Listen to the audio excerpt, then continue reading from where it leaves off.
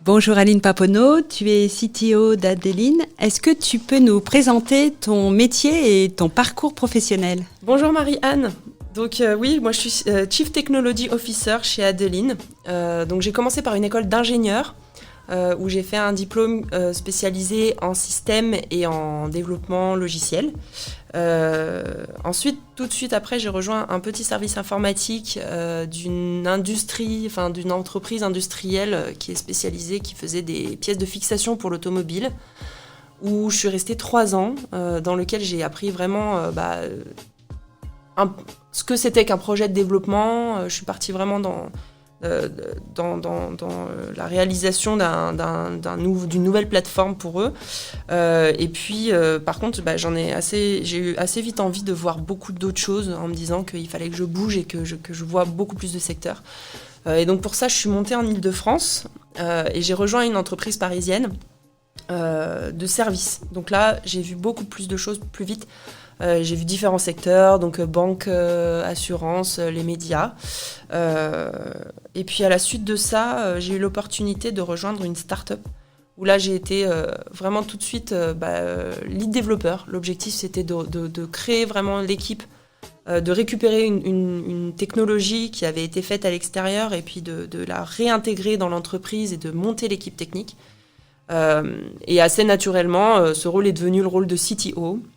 Donc je suis restée pas mal d'années là-bas et puis plus récemment j'ai rejoint Adeline qui est pour le coup vraiment une pure entreprise technologique spécialisée dans les moteurs de recherche.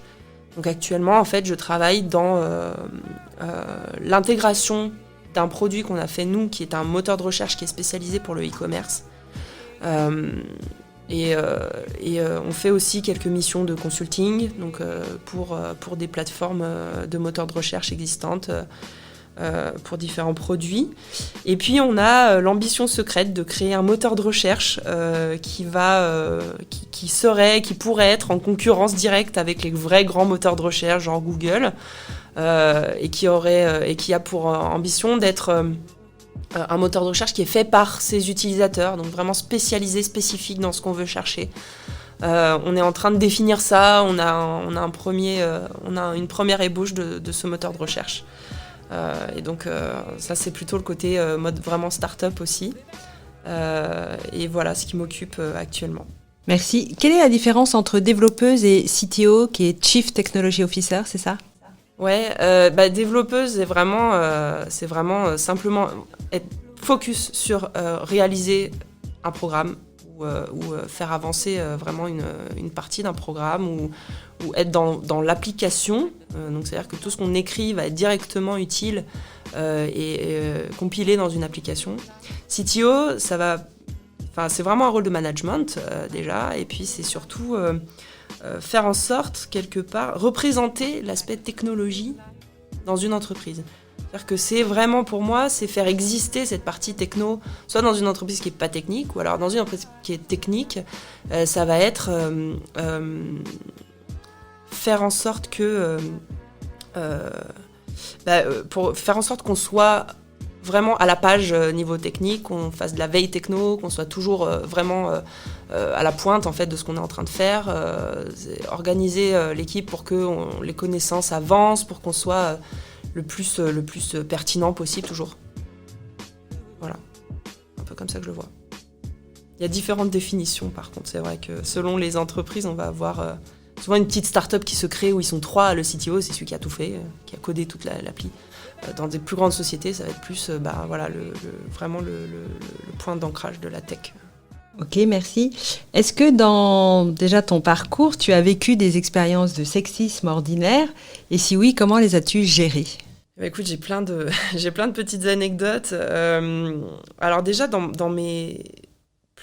mon parcours, quand je me rappelle beaucoup. Donc, moi, je suis originaire de la région lyonnaise. Vraiment du milieu de la campagne. Hein. J'étais vraiment comme ça. Quand je suis arrivée en Île-de-France, déjà, il y avait ce côté un peu, il y a des codes, quoi. Il faut parler bien, il faut faire attention. Voilà, les gens là-bas, ils sont bien, ils sont bien habillés. Voilà. Et j'avais vraiment cette appréhension qui était plutôt fondée, hein, mine de rien, sur ça. C'est vrai qu'il y a pas que le fait d'être une fille, il y a aussi le fait d'être une fille de la campagne. Voilà, j'ai un petit côté de terroir que maintenant je revendique très très fort. Mais c'est vrai que des fois, ça passait pas forcément. Par exemple, j'ai fait le premier entretien que j'ai fait à Paris, dans une très belle société, hyper chic, avec ses locaux vraiment sublimes. La chargée de recrutement donc, m'avait eu en entretien téléphonique. Elle avait écrit sur sa petite feuille de papier pendant l'entretien téléphonique. Et moi, quand je suis arrivée en face d'elle, je voyais les notes qu'elle avait prises un peu à l'envers, comme ça j'essayais de lire. Et la première phrase qu'elle a écrite, c'est « pas très classe au téléphone ». Voilà, donc c'est vrai que ça, c'était ma première expérience. Alors c'était une femme, hein, mais il n'empêche que je liste ça quand même dans la partie sexisme ordinaire et surtout aussi le côté un peu, il faut être classe, quoi. Donc ça, c'était ma première expérience. Peut-être pas, mais bon, après il y en a eu d'autres. C'est vrai que finalement, le sexisme ordinaire qui est très très visible, genre la petite blague macho des messieurs, j'en ai eu beaucoup quand j'étais notamment dans la partie automobile. Voilà, c'était vraiment un milieu mec, l'usine à côté. C'est pas là que ça m'a le plus gêné, c'est vraiment plus quand c'est très subtil, très caché. Un jour aussi, après plus tard, quand vraiment là pour le coup j'étais bien à l'aise avec moi-même et voilà, j'ai plutôt confiance en moi. J'ai fait une conf sur les plateformes, qui est un concept de système d'information qui est en pleine évolution encore maintenant. On pourra en parler, je peux vous en parler 2 heures si vous voulez. Mais du coup, j'ai fait une conf là-dessus, sur la notion de plateforme qui était très importante pour moi, sur lequel j'avais sorti un livre blanc, plusieurs articles de blog, un article, on avait fait ça dans les Échos Business, je crois, avec mon ancienne société.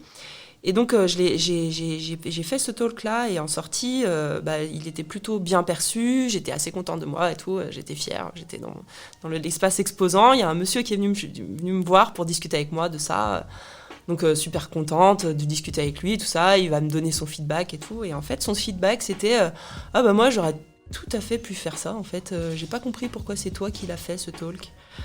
Voilà, donc j'ai eu du mal à comprendre au début, j'ai mal vu, j'ai pas remarqué qu'en fait c'était très certainement parce que je suis une femme et que c'est moi qui l'ai fait et que lui il aurait pu, j'en sais rien. Mais alors ouais, c'était, je savais pas trop quoi dire au final. Désolée pour toi, c'est moi qui l'ai fait. Voilà, et puis pour finir, une petite expérience aussi sympa. Alors encore une fois, Marianne, c'est ce qu'on disait, j'ai pas du tout envie de dégoûter les gens, hein. Et puis c'était aussi quand même il y a maintenant plus de 10 ans, donc ça a sans doute évolué. Mais je suis quelqu'un qui parle beaucoup, ça c'est vrai, j'aime beaucoup mais c'est plus... Alors peut-être que le fait d'être une femme, parce qu'on a été éduqués aussi comme ça, joue. Mais moi, c'est vrai que c'est important pour moi que ça communique, que s'il y a un conflit, on le gère, que s'il y a des choses à dire, qu'elles sortent, qu'on soit le plus transparent possible entre nous.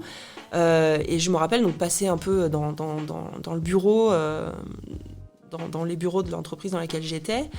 Et puis je voyais qu'il y avait un truc qui s'était passé, peut-être quelqu'un qui... Je sais plus exactement, je sais même plus le sujet vraiment. Mais je voulais voir un collègue et lui demander alors dis-moi comment ça s'est passé, qu'est-ce qui s'est passé, alors ça s'est fini comment, ou un truc comme ça. Et en fait donc je lui pose cette question et en face de lui il y avait le directeur de cette entreprise qui dit parle-lui pas à elle, c'est une pipelette. Alors que voilà, que vraiment j'avais l'impression de faire avancer cette boîte juste en mettant comme ça du lien entre tout le monde, et je me suis pris ça dans la tronche. Donc au final, ça m'a fait très bien comprendre que ma place n'était pas dans cette société. C'est un peu le point de pivot où j'ai dit, bon allez, je me casse. Voilà. Oui, où tu n'aurais pas d'avenir dans cette entreprise. C'est ça, même si je m'y sentais plutôt bien, c'est là où je me suis dit, en fait c'est mal perçu, je suis pas... on me fait comprendre que c'est pas ma place là où je suis, donc effectivement, ouais. Alors aujourd'hui, quels sont un peu les ingrédients clés pour être une CTO épanouie? Comment tu gères ce nouveau rôle pour toi? Ouais, en fait, j'ai compris, ça fait pas longtemps que j'ai compris ça, parce qu'au final, le rôle de CTO, je l'ai quand même depuis plusieurs années maintenant. Mais c'est vrai que, comme on disait au début, selon les entreprises dans lesquelles on est, il n'a pas forcément la même signification. Et notamment quand on est dans une entreprise comme je suis maintenant, pure tech, on fait du moteur de recherche. Et avant, où c'était plutôt des entreprises plutôt orientées marketing, où il y avait un vrai produit, et où finalement la technologie n'était qu'au service de ça. Là, j'ai compris quand même qu'il fallait endosser vraiment le rôle. Voilà, on représente un truc quand on est CTO dans une entreprise comme ça. Il faut, même si moi j'aime être authentique et parler à la cool et tout, il faut, il y a un moment donné, quand même mettre son costume.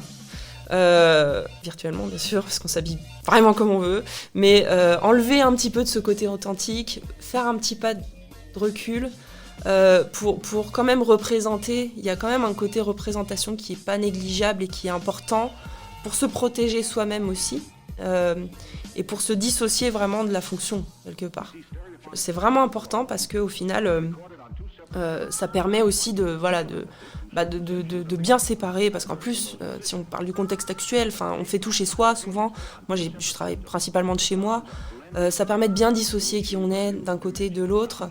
Et ça a été super important pour moi, effectivement, pour vraiment prendre pleinement le rôle, pour être capable de faire avancer les trucs, pour pouvoir vraiment donner vraiment l'énergie là où il faut, en fait, de pouvoir faire un petit pas de recul et s'enlever un peu ce côté aussi peut-être trop à fleur de peau des fois, me concernant.